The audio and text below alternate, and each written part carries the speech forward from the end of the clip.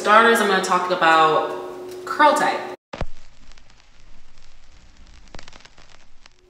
The curl typing system in that particular sense is about your curl pattern, like how your hair curls. So for instance, or doesn't curl. For instance, 1A is for people with straight hair. So if you are a person who has straight hair, bone straight hair, you have hair that is 1A. The 2 category is people with wavy hair. So if you're a 2A, you have like a kind of slight wave, but it's still relatively straight. And then if you have 2B hair, then you have a more compact wave, which is a bigger, it's like a tighter wave, but it's still relatively loose. It's like a wave pattern, it's not quite a curl. And then when you get into the 3s, it's 3A, 3B, and 3C. Now 3A hair is curly hair, but it's more of like a big ringlet. So a big ringlet, all right? And then 3B is still a ringlet, but it's a tighter ringlet, and 3C is an even tighter ringlet. And then when you get into the 4 hair types, it's coily or kinky. So it's 4A is like a mix between a curly kinky, meaning it doesn't have as much of a curl pattern. 4B is kinky texture and it has kind of like a Z curl pattern, and then 4C is no curl pattern. Now this is argumentative. Some people say that 4C does have a curl pattern, but it's very kinky and coily, and it looks more froey or frizzy. Now, what this curling hair typing system doesn't take into account, and why it's not completely effective to completely just use by itself, is that a lot of the time on the website, when you look for hair typing or whatever, they'll give you some products that you can use based on your hair type or like your curl pattern. But honestly, products aren't based on your hair type or your curl pattern, because you might have different textures all over your head, or you might have different curl patterns all over your head. Also too, you might have different textures. I will get into textures later. Also too, where you live has to do with like what kind of products you might need. Someone who lives in Miami may need completely different products than someone with the same texture. Like say if I go to Miami, I might need different products than if I were to live or be in Colorado, because of the air is a lot drier in Colorado. Another note I want to make about curl pattern, or it's also known as wave pattern in cosmetology school, but curl pattern, I'm gonna call it, it has to do with your DNA. There's like your hair curl type has nothing to do with your ethnicity. I hear all the time, oh, like for instance, my boyfriend has a loose curl texture, okay, as for his curl pattern. Are you mixed? What are you? Oh, you're Jamaican and Puerto Rican? Oh, that explains it. No, that does not explain anything. Like your texture has nothing to do, your curl pattern has nothing to do with your ethnicity. It has to do with DNA. DNA, that's it. For instance, me, my mother is black. My dad's family is of Portuguese and African descent. Okay, my hair is a curly curl pattern, okay? So people ask me, are you mixed? Based on my features and then my hair, are you mixed?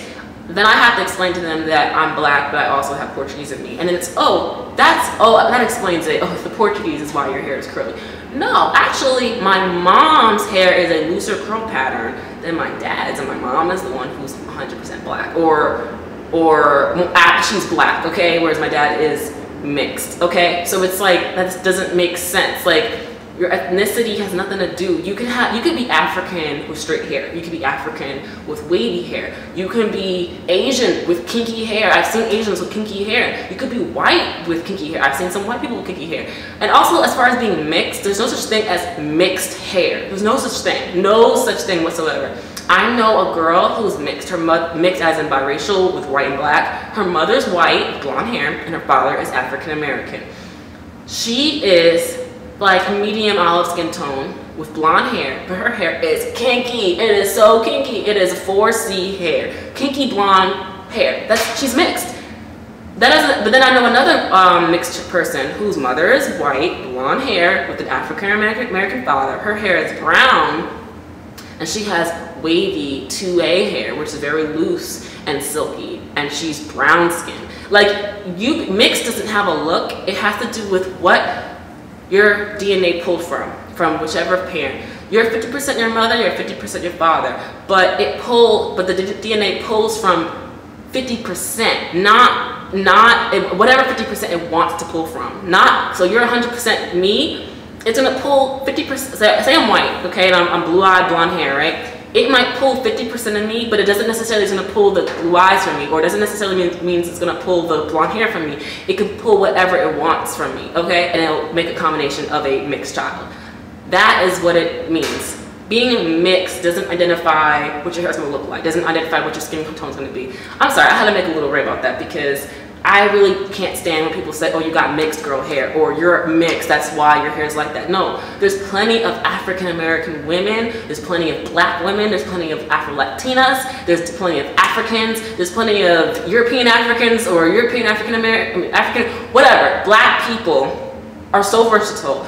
We can have any kind of hair type. It has nothing to do with where we're from, nothing to do with our ethnicity. It has to do with DNA and what God gives you, and that's the end of that. Okay, all right, moving on to the next. Not saying not to use the curl typing system because I use it, and I think that you should always find out everything that your hair, all the different aspects of your hair, and I feel like just the hair typing system is just not all inclusive to what your hair is about. So I think there's other categories. I'm gonna label them today. So okay, so for instance, I'm gonna give you an example. My hair type, I would say, is a 3C4A. It used to be a 3B back when I used to straighten my hair a lot, but ever since I stopped straightening my hair as much and I started deep conditioning my hair on a regular with heat, my curls have been popping. So I would say my hair is a 3C4A, and my hair is mostly 3C in the back and the sides, and then the middle is, I would say, 4A, okay? And I mean, it's kind of interchangeable. Like, I don't know, it depends. Sometimes my hair looks more 4A some days depending on the product that's in it, and it looks more 3C on other days depending on the product that's in it. So it's a combination of 3C and 4A. I used to say it was 3B because my front is kind of straight, but it's like a looser pattern, so I guess you could say the front maybe 3C, 3B, but you see how this is kind of complicating my life more than it's making it easier. So I'm gonna make it easier and talk about hair texture. Hair texture is the diameter or width size of your strands of hair, okay? There's 3 types of hair textures. There's coarse hair texture, or coarse hair, medium hair, and fine hair. Now, a big misconception with coarse and fine hair is that coarse means kinky and fine means straight, or fine means loose. That's not what it means.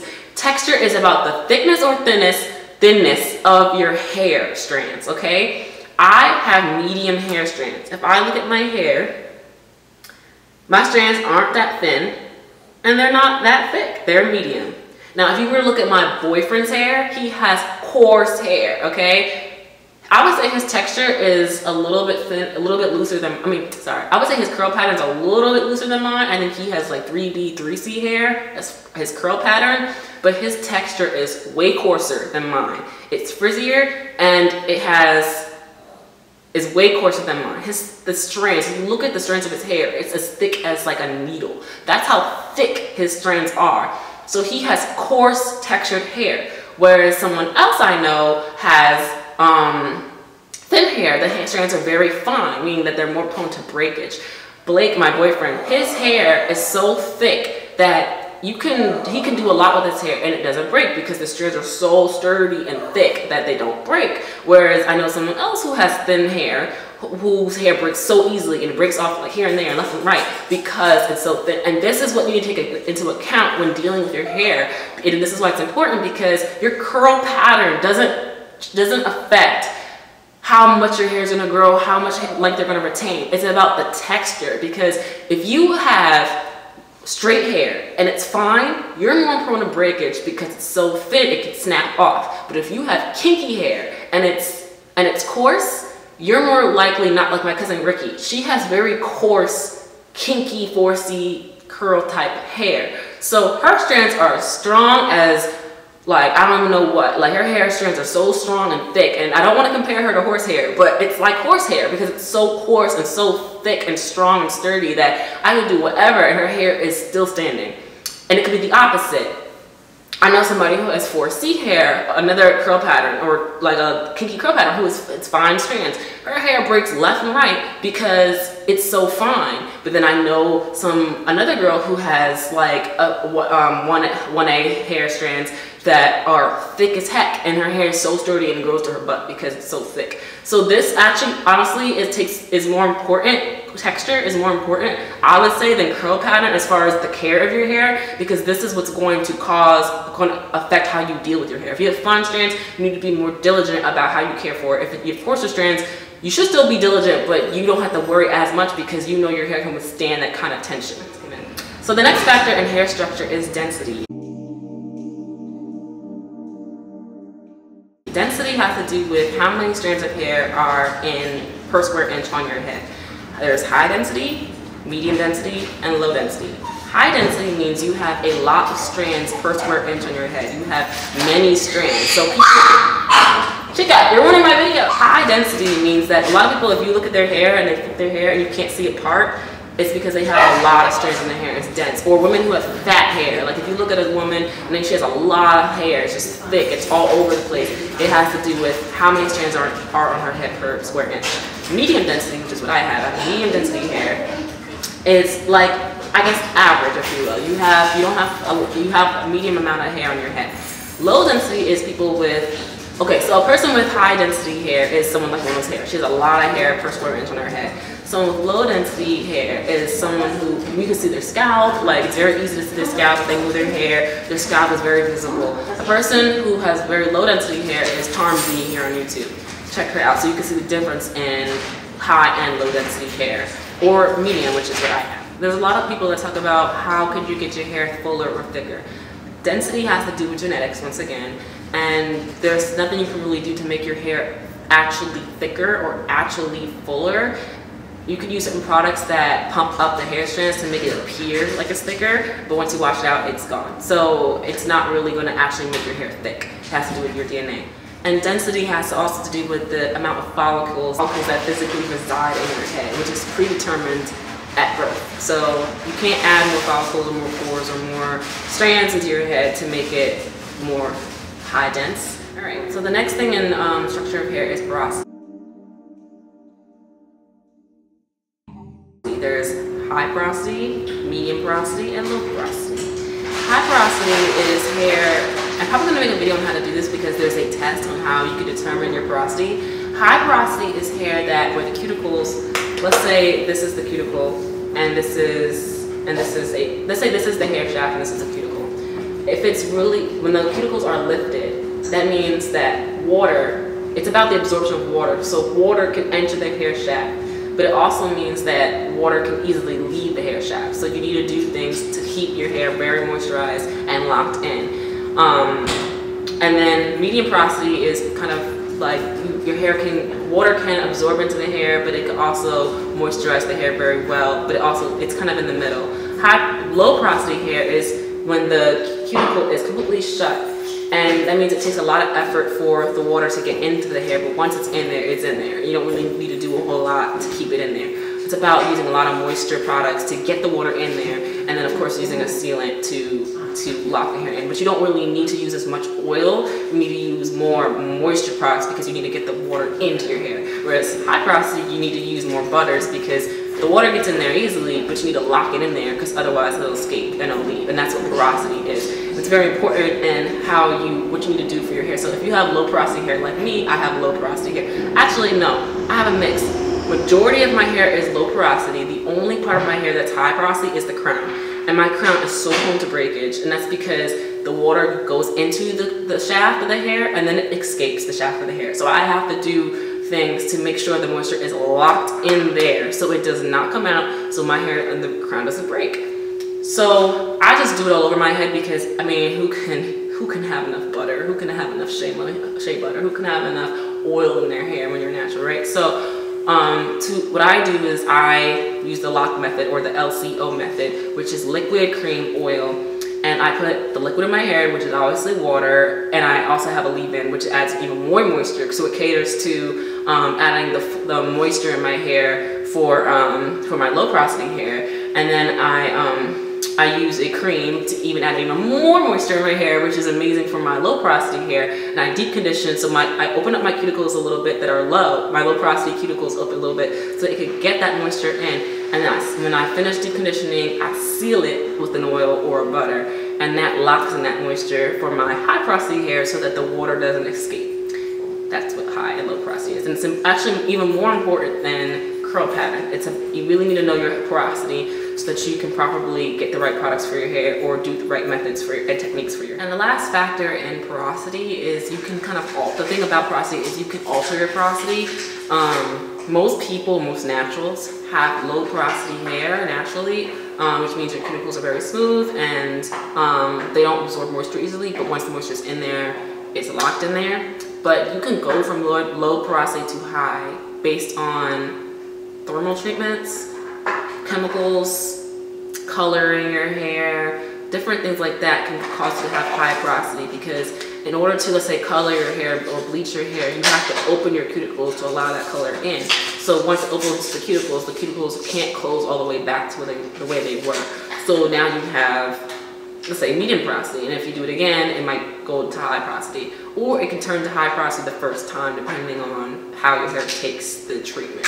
So if you've dyed your hair, if you straighten your hair often, any type of chemical or thermal treatment, and you've had low porosity and you find that your hair is now high porosity, it's from those treatments, because you have to open your cuticles in order for to get those treatments to take effect, and then your cuticles can't close back up. So now you have high porosity hair. And again, high porosity hair means that it absorbs water easily but also dries out easily. I would say high porosity hair is a lot drier than low porosity hair, because I feel like it's easier to get a lot of moisture on your hair, because once you get a lot of moisture in your hair with low porosity, it locks it in once it's already in there. But with low porosity, you can use whatever type of moisture. You can just use water, but at the same time, you have to use heavy butters to lock it in, and if you really do it often, otherwise, Chase! The next factor in the structure of hair is elasticity. Elasticity is the ability for your hair to stretch when it's wet and to return to its natural state or elasticity when it's dry. Elasticity basically tells you how strong your hair is. So the more elasticity you have in your hair, the more strong your hair is. The less elasticity your hair has, the weaker it is. And you can lose a lot of elasticity, again, with thermal treatments, color, and different types of chemicals. You can lose the elasticity. Ways to restore the elasticity in your hair is by doing either steam treatments or deep conditioning with heat. So, for instance, me, I used to have low elasticity. I don't know if you would call it low, but like I had poor elasticity or low elasticity or whatever. I didn't have high elasticity hair, and my washicles hung way lower and looser because I was putting a lot of heat in my hair, which causes your elasticity to not be as springy. The more elasticity you have in your hair, the more shrinkage you will probably have, because it means your hair comes back. It's like it could stretch and then shrink right back up. Stretch, shrink back up, right back up. Now I have tons of shrinkage.